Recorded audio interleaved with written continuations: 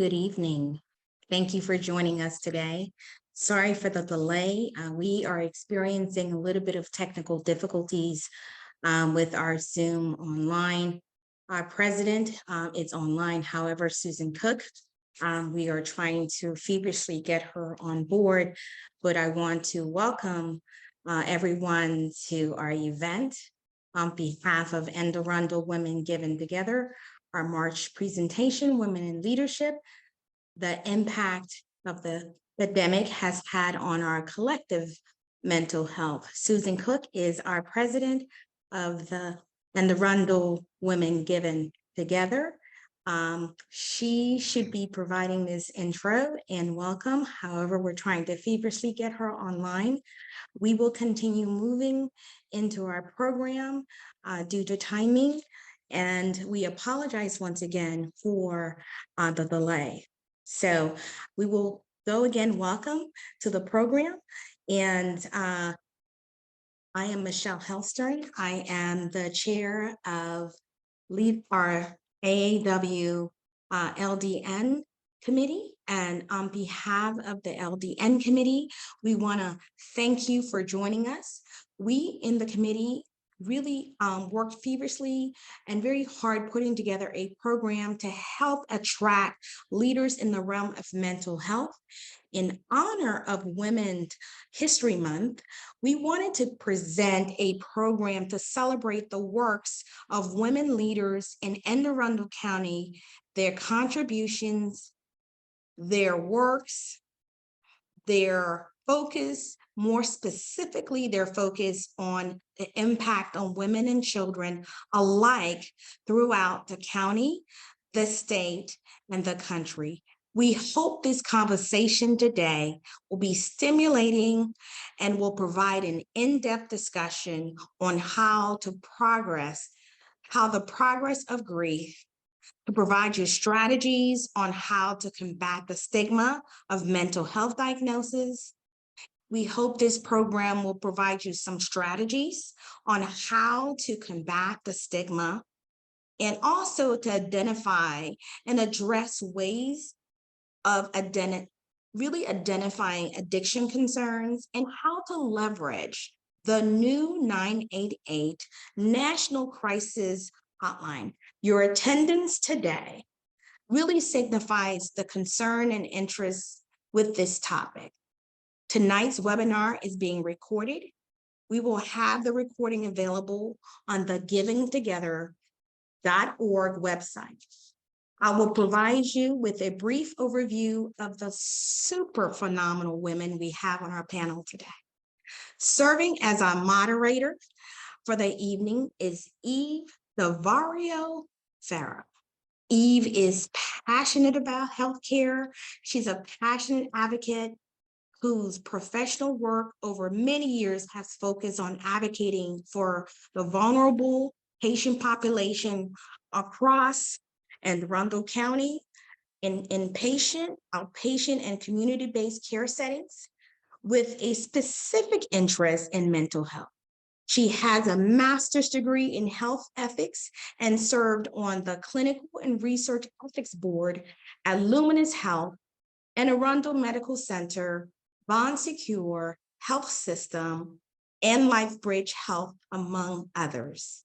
She currently serves as president, board of directors of NEMA, Anne Arundel County, the local affiliate of the National Alliance of Mental Illness. Previously, Eve built and directed a hospital-based patient advocacy program in Baltimore City, Maryland, where she was responsible for the promotion and protection of patients' rights and quality of care concerns across the continuum of care. She is a certified patient experience professional with special interest in promoting therapeutic, personal-centered, trauma-informed environment of care for individual and psychiatric crisis. We have with us the honor of having Dr. Lachey Begal. Dr. DeGay is a board certified psychiatrist currently working with the primary care clinics of the University of Maryland, Baltimore Washington Center. Dr. DeGay completed her medical school and residency training at New Jersey Medical School in 2009 and 2013, respectively, and also worked at federal qualified health centers and community mental health centers in New York and New Jersey before relocating to Maryland in 2017. Since 2017, she has been actively collaborating with primary care to provide high quality mental health treatment in the outpatient setting with an specific emphasis on the destigmatization of mental illness. Her biggest passion is really treating the entire person by incorporating lifestyle interventions like nutrition, exercise, in addition to traditional medication management, and she tries to meet people where they are to guide them to where they would like to be. Lastly, we are honored to have with us Dr. Aaliyah Jones. Dr. Jones serves as the inaugural Executive Medical Director of Behavioral Health for Luminous Health. She provides leadership to all aspects of behavioral health service lines at Luminous Health. Prior to her arrival at Luminous Health, Dr. Jones served as the Deputy Secretary of the Maryland Department of Health Behavioral Health Administration, where she served from January 2020 to May 2022. She was responsible for Maryland's public behavioral health system, serving over 300,000 individuals and ensuring stable functioning of the system throughout the COVID pandemic. As Deputy Secretary, Dr. Jones initiated so many significant improvements in the state, or more specifically, I'll name a few.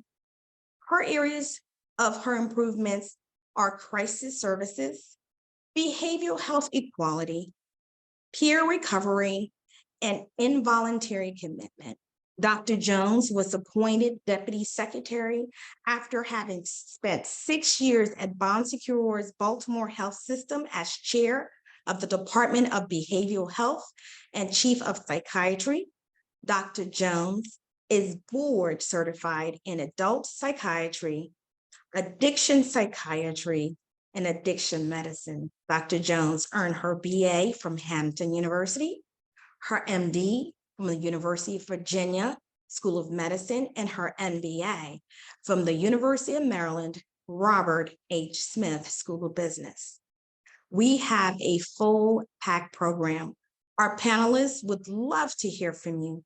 So please remember to submit your questions in the Q&A dialogue box throughout the program, and we will incorporate as many questions as we can to our moderator for the night's program. Now, I will turn over the evening program to our moderator, Eve. Thank you, Michelle. That was a very great introduction. And good evening. Welcome to our program. I'm very excited to be here, not only to represent NAMI, which is a great organization, but also to be able to interact with these very accomplished and committed mental health colleagues of mine. So without further ado, I thought maybe I would try to start the conversation with a general question. I know that Dr. Jones comes to us both with direct patient care experience as well as a more systematic approach, given her work at the state. And Dr. Dieg certainly has the patient experience as well. So coming at it from both directions, but my first question for you both really is, what drew you to mental health initially, and why did you want to work in this field? That's a very good question. So Shira, do you want to go first? You can go first. Sure. So um, actually, I have a cousin who completed suicide when I was 13. And I had already known that I wanted to be a physician. I just didn't really know what type. But seeing how that kind of rippled through my family and how we were all affected by it made me decide that I wanted to work on helping other families prevent, if possible, their family members or loved ones from having to go through the same things. That's how I got into mental health. Thank you for sharing. So I never intended to go into psychiatry. When I was in college or medical school, I thought it was going to be an OBGYN or a pediatrician. However, when I was doing my psychiatry rotation, I just fell in love with the patients, and I was at Southwest Virginia at the VA hospital, and what it connected to me for me was the fact that my grandparents used to board people who had chronic mental illness. And my very first best friend, if I talk about him, was an elderly gentleman who had paranoid schizophrenia, who used to live with my grandparents. And I spent every summer with my grandparents from the age of 3 until I was 12. And Austin was always there. And he was my best friend. He was an elderly white gentleman who was in the I think World War II, and he was just my compatriot when I was a little girl. So I think that I just had a natural affinity for people who had behavioral health conditions, and I think that that's really what kind of turned me on to psychiatry when I did that rotation in Salem that I wasn't supposed to like, but I fell in love. You know, these stories are great because I think, I don't know how it works in other fields, but certainly in mental health, I have found that people do have a story. There's some kind of personal connection that led them to where they are. And, you know, I could say the same for myself, but I'm going to move on and ask some more questions. So as we all know, you know, COVID made us all much more aware of the prevalence of mental health conditions, challenges, and as a result, people have a lot of unanswered questions. And hopefully we'll be able to address some of those tonight, both through our conversation and with the Q&A that we, you know, invite you to fill in as we're moving along. If you have questions, we'd love to try to answer them for you. But I want to just start with another very basic question. So I know that this is me speaking as an uninformed person asking this question, okay? I know that taking care of one's mental health is important if they have a mental illness, but I don't have a mental health condition. And so I'm wondering why it's important that I be here tonight and hear what you have to say. Why is this discussion going to be relevant for me? I think that I'll start on that one. I think that that's an excellent question, Eve. I think that the reason why why it's important is because mental illnesses are common. You know, 1 in 5 adults or 1 in 5 people will have a mental health condition at some point in time in their lifetime. If you throw in substance use disorders, 15% of folks will have a substance use disorder at some point in time, and 6% will have both. So mental health conditions are common. So if you don't have a mental health condition, then certainly you know someone who does have a mental health condition. And it's important to help make sure that either A, you recognize symptoms in yourself down the road, and that you know how to navigate the system or how to access the system if you need to for yourself or for someone who you love. Many people who have mental health conditions don't get connected to treatment.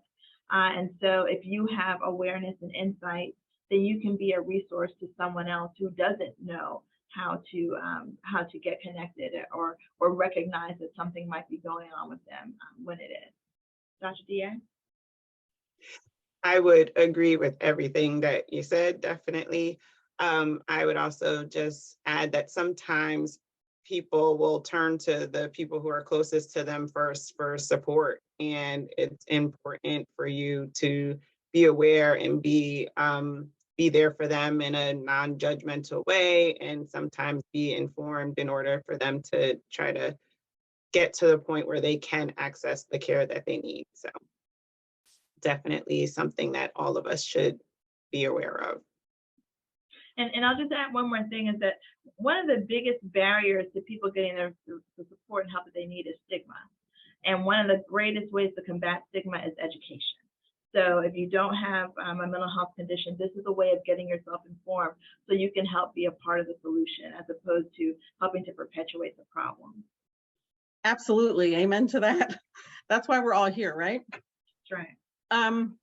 So I think your answers to those questions kind of leads into another one that I had here was, you know, we talk a lot about how mental health conditions impact individual people, but they really do impact families, they impact communities.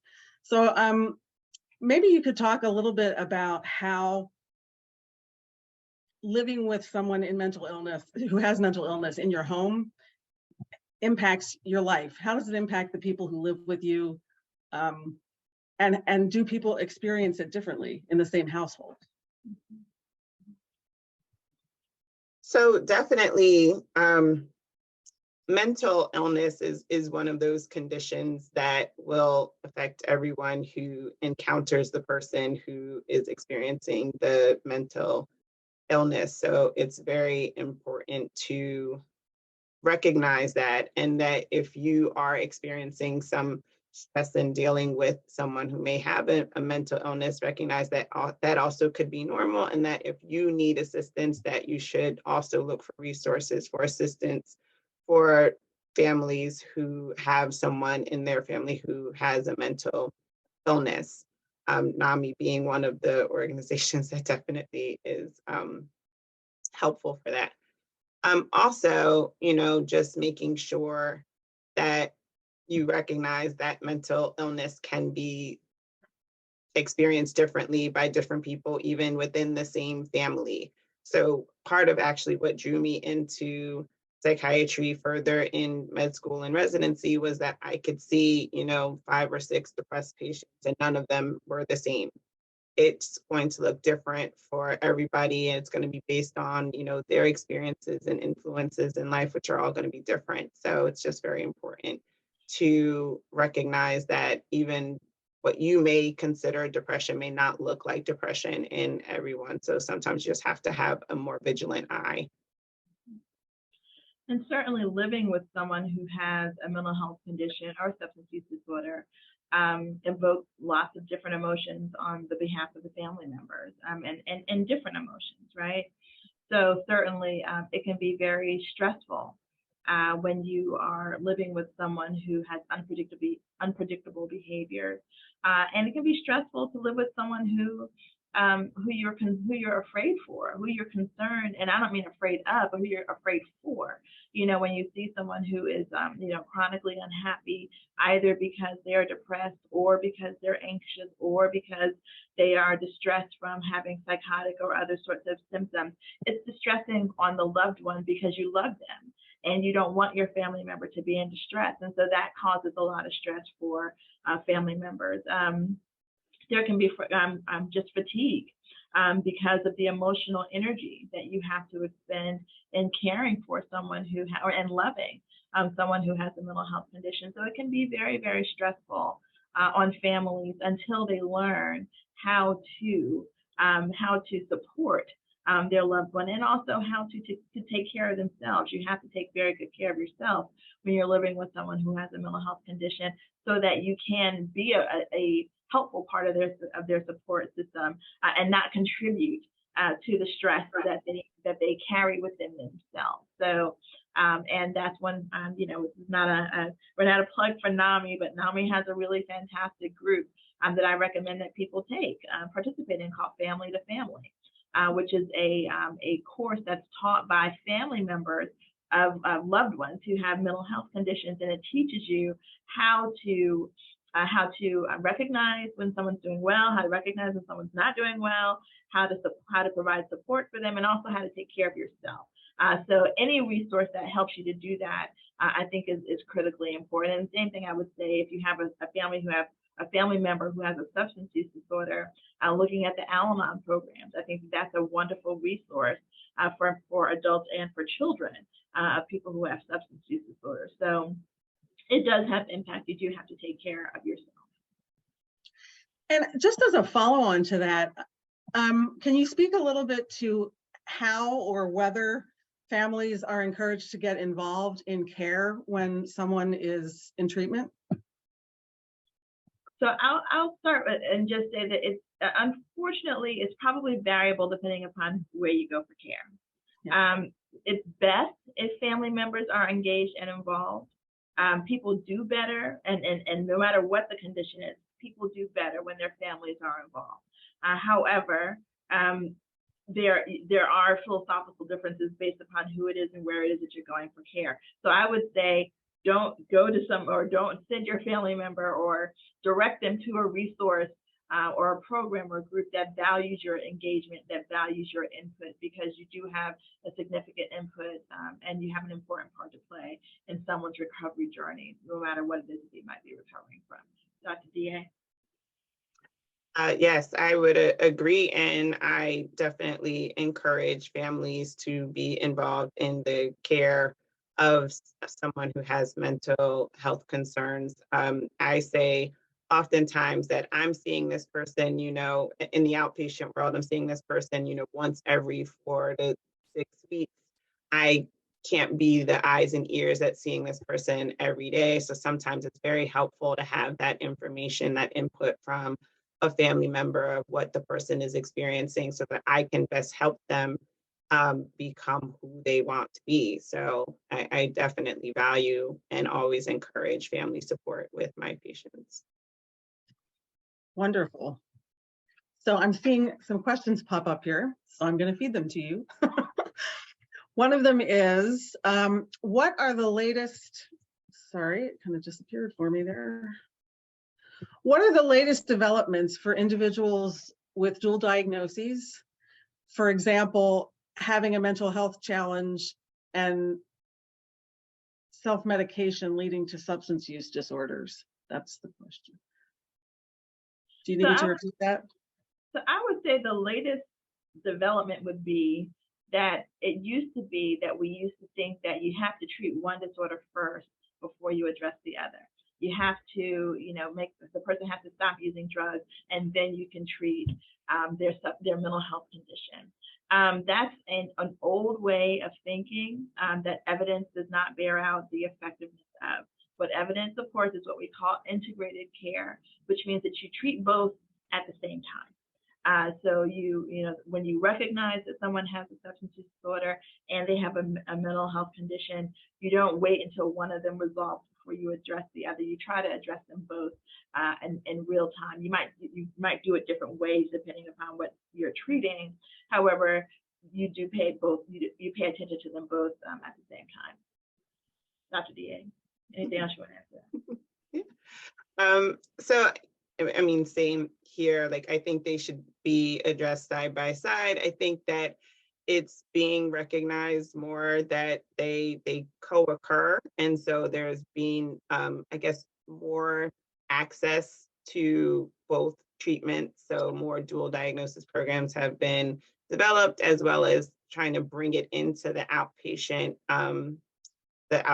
realm by providing physicians and other nurse practitioners, PAs who are providing that care to people and giving them ways to treat substance use and along with different mental health conditions like depression and anxiety. So we have traditional medications that we can use versus having to send someone somewhere to get just that substance use treatment and then coming back into the outpatient world. So it's been very helpful. And what I would add to that is that if you have medications for there are medications for certain substance use disorders, and people should take them. We have FDA-approved medications for alcohol use disorder.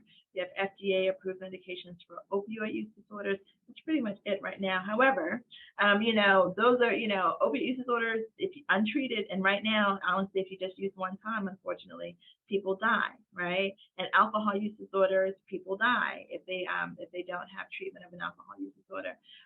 So they're working on developing treatments for the other substance use disorders. However, we do have excellent treatment for alcohol and opioid use disorders if people use them. So we would certainly say that if you have one of these disorders, I would certainly encourage people to learn about the medication, and if it's appropriate for them, to take the medications and get someone to prescribe those medications for you. I think that that's actually a nice segue into another question that we have here, because you're talking about different available treatment modalities and how likely people are to avail themselves of those. One of the questions here is, what are your thoughts about current research and use of psychedelics to treat PTSD, depression, and addiction? So I will say that, and I'm probably not as experienced in my career in medicine as you are, Aaliyah, but I definitely have felt a little stagnated with some of the medications that have been out on the market during the time that I've been practicing. So it's actually exciting to see that they are exploring other ways to be able to treat people with PTSD and with treatment-resistant depression, because we are still losing a number of people. And so if we're really trying to combat this from any angle that we can, I just definitely think I'm very excited about the different modalities that we are getting coming down the pike and are being researched for the treatment of mental health concerns. Yeah, I certainly support the research as well, and I think that, and I do think that we do need to be as flexible as we need to be to make sure that we can help as many people as possible. Because though there are wonderful medications for most of the conditions that we have, there are people who don't respond to anything that's available. So I think that, and so long as that is the case, we need to continue to be open to search for ways of addressing those chronic problems. I have seen some really good information about people's experiences with the psychedelic medications for the treatment of treatment refractory disease. I think if done in a way that is clinically appropriate and safe for the individual who's receiving them, I say, go for it. What I am concerned about, and that we're going to have to deal with as we get to these and using these more novel approaches, is equity of availability of treatment. If you have something that's really, really great for treatment refractory PTSD, for example, but you can only afford it, you can only get it if you can afford $3,000 treatment, that's not accessible to other people who may have the same, treatment refractory disease. So I am a bit concerned about how they're going to make it available for people who can't afford these effective treatment modalities if they're indeed determined to be effective. But I don't think that means that the research shouldn't be done and the translational research to say, okay, well, now we know that it works. How do we actually make it work in real life and people's real circumstances? But just for the good of the group, when you talk about treatment refractive disease, you're talking about treatments or diseases that have not responded well to other treatments. Correct. I apologize for using the jargon. That's right. Wow, there's so many great questions here.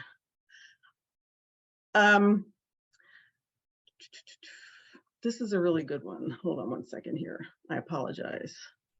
There's so many, they're scrolling by very quickly. What advice do you have for supervisors in the workplace who are noticing increased pandemic era mental health issues with subordinates? That's a really good question. Yes. Well, first of all, I applaud you for paying attention to how people are doing and having that measure of empathy Everyone is not that way. All supervisors are not that way. So kudos to you for caring. And that might sound flippant, but it's really not when you look at how people experience work these days. So I would certainly recommend that you try to develop an open relationship with the people that work for you, so that they feel comfortable knowing that they can come and talk to you if they're having challenges. It would be important that you know what your resources are. If you work for an organization that has an EAP, for example, and if they don't have an EAP, then knowing what the mental health coverage is for your insurance plan that's offered through your place of work. But I think that probably the most important thing is being empathetic, creating a safe space for people to share how it is that they're feeling, and knowing that they're not going to be penalized because they might be having a mental health challenge during this time. These are difficult times for everyone, for the worker and also for the supervisor as well. So that's where I would start. Can I just jump in a second before Dr. Dieg, before you chime in? You know, when you were talking about this, Dr. Jones, it was making me think of Senator Fetterman, you know, and all the coverage that he's been getting, and some criticism, some heavy criticism, perhaps, for, you know, leaving his congressional responsibilities in order to seek treatment. And when I see that coverage on the news, I wonder what people like the person who just asked that question are thinking, what kind of a message it's sending, that we have, you know, people in positions of leadership that are saying, well, you know, should somebody who's depressed really be in Congress? Can you speak a little bit to that? So, I mean, I think that just kind of speaks to the work that we're trying to do to destigmatize mental illness, and just to recognize that, you know, an illness is an illness is an illness, and that if you need to get care, then you need to get care, but it shouldn't preclude you from being able to be a functioning member of society. I don't think anyone would be having the same conversation if he had cancer and he needed to step away to go and get treatment for cancer, nor would they question his ability to be to hold a congressional seat. So I just think it just speaks to the work that we need to continue to do to get people to understand that these mental health conditions are just as serious as anything like high blood pressure or diabetes, and should be treated the same way and can be experienced the same way by the people who are experiencing them. Yeah, I completely agree with that, and I think, you know, I think we stand in solidarity with him in making the right decision, which was to take care of his mental health. I mean, if we're not taking care of ourselves, then we certainly can't be about anybody else's business, or we can't be about their business well. You know, the people who put him in office need him and deserve to have someone who's functioning at the top of their game. And if this is what he needed to do in order to do that, which he clearly did, then he did the right thing. Right. Okay. So we have about 10 minutes left. So I'm trying to, there's a great question here that we could take 3 days to respond to. So I'll just throw it out there and see how we do. The question is, if you could design the best mental health system for our community, what would be its key elements and what's missing currently? So I'll go first on that one. I'm gonna say you have the system. So I think its key elements would be ease of access. It's too hard to figure out how to navigate the system. I would love for there to just be one number to call, you know, so I don't care who you are, I don't care whether you have insurance, what kind of insurance you have, you don't have insurance, give me one number to call and have somebody else do the work of figuring out, you know, where it is that I can go and when I can have an appointment. So I think the access is one thing. The second thing is making sure that people can transition through the levels of care and not get lost in the gap. We lose a lot of people when they go from inpatient to outpatient, or from one outpatient provider to another outpatient provider, from one type of program to another type of program. People just get lost, and nobody comes to check on you. Nobody says, "Hey, I noticed that you never made that connection to your appointment, to your therapist, to your psychiatrist, to the group therapy, or whatever." Nobody says anything. So, making sure that we are, following people through the system, making sure that they're getting connected to the resources that they need. I think that those are the two biggest things that are missing. Of course, we need more support services. Well, first of all, we've got a workforce issue, right? So we've got to do something about the fact there's not enough people to provide services. But I think that also means that we have a model problem. If we don't have enough practitioners, but we're dependent upon practitioners, then we've got to find a way to be either A, less practitioner dependent, or B, how do we most effectively use the practitioners that we have? And we don't have anybody thinking about that right now. So those are, there's lots, I could go on for days about this, and you know this, but I think that those are some of the things that rise to the top for me when I look at the challenges that we have in our care system right now. Just to sort of illustrate for people, I mean, I think everybody knows how challenging it is that we don't have enough resources. We don't have enough just general resources, but specifically psychiatrists. In Anne Arundel County alone, actually, maybe I'll pose this question to the two of you. What do you think the patient to provider ratio is in the county? In other words, the number of people in the county that need mental health services to the available providers to give them assistance. I would say don't put us on the spot, but I will I will say that in Maryland, the unmet need for adults is about 30% of unmet need, and for children, it's probably closer to about 70% unmet need. So there's significant unmet need in our state. I'm going to leave you with this ratio, which actually I got from a community health needs assessment from this organization, Anne Arundel, well, an affiliate organization of the one that's hosting us tonight. The ratio is 490 to 1. 490 to 1. And the ratio in the state, at least as it was reported at that time, was 360 to 1. So there's a definite dearth there, which I think is a great segue into another question, which I've seen a few times here. How do we get people excited about going into mental health and encouraging more med students to pursue psychiatry as a career?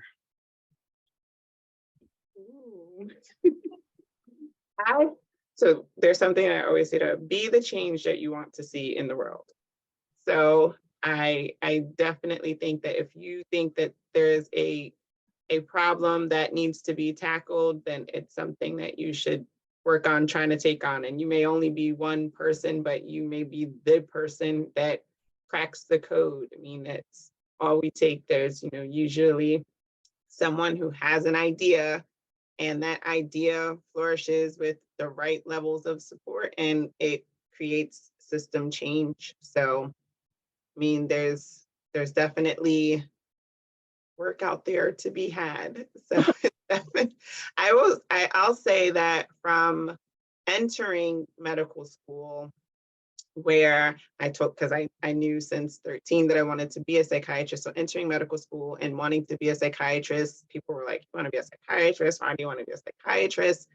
And by the time I graduated from medical school, 10% of my medical school class matched into psychiatry. It was the largest amount of people who matched into psychiatry since the inception of the school. And I will say that now, by and large, that I've heard that more and more people are matching into psychiatry. So it's definitely being recognized.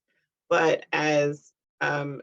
Jones was saying, that we need kind of the support. So we definitely need more mental health clinicians, and we need more case management services, and all of the other pieces that help our patients in the community when they're not in our offices to be able to continue to treat their mental health. As I was in my introduction, like I like to treat the whole person. So it doesn't really help if they can get their medications, if they can't put food on their table, if they can't keep their electricity on, if they can't make it to my appointment because their transportation is not reliable. So there's so many other pieces that help people improve their mental health. So if you don't feel that actual being a clinician is where it is for you, then maybe one of those moving parts that is going to help this person be whole again is where you belong.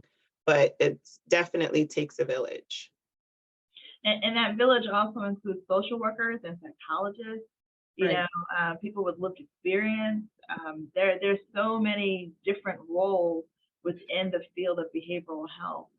There's you know, there's so much you don't have to like medicine at all. You don't have to go that route.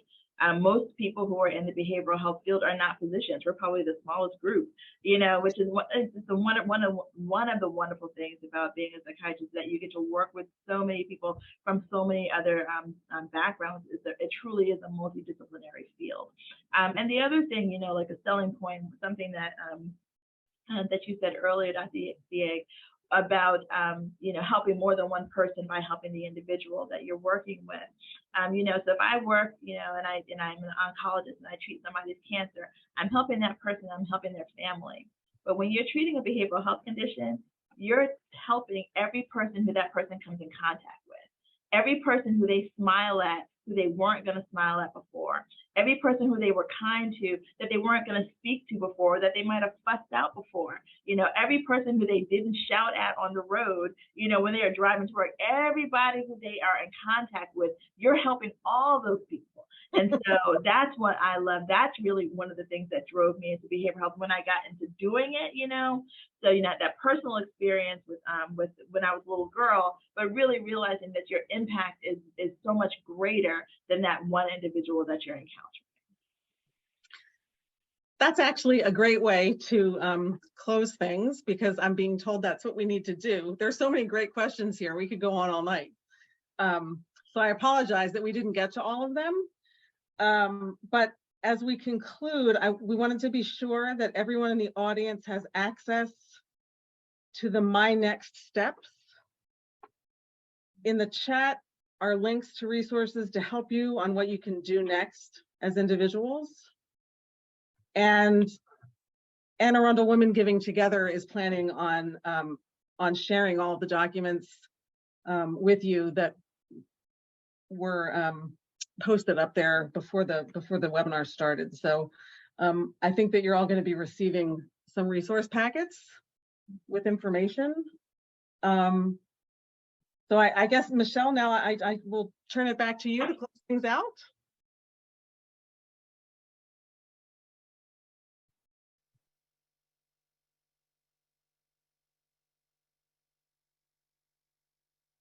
We can't hear you. Muted, Michelle. Thank you so much. Transitioning to me as we close out.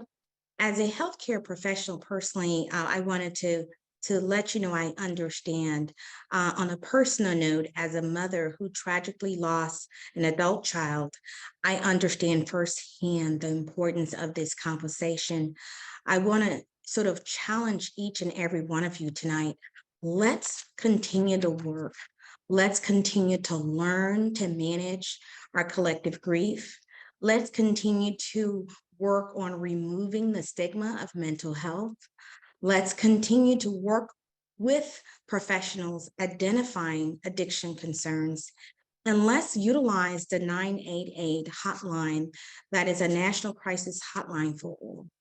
Before I begin to thank our amazing panelists, I want to also have an opportunity to invite each and every one of you to join us as a member of the Anne Arundel Women Giving Together. There we have a membership level at all levels for everyone. We welcome all women who care and want to make a difference in our community. Go on our website, visit it, click join us on the giventogether.org. I love being a part of this organization, and we look forward to seeing more of you.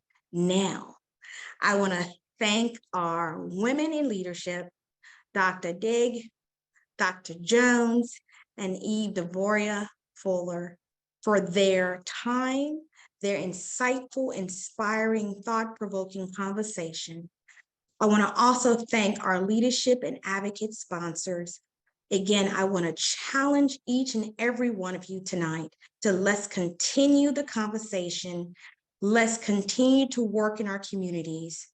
And if you want to hear more, listen more, do more, come and join us at our open house on Wednesday, April 19th at the Golf Club South River Golf Club in Edgewater, Maryland, where we will have more about our membership, more about our engagement in community, more about the giving circle.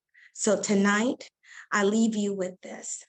Thank you for all your positive work in our communities. This now concludes our program.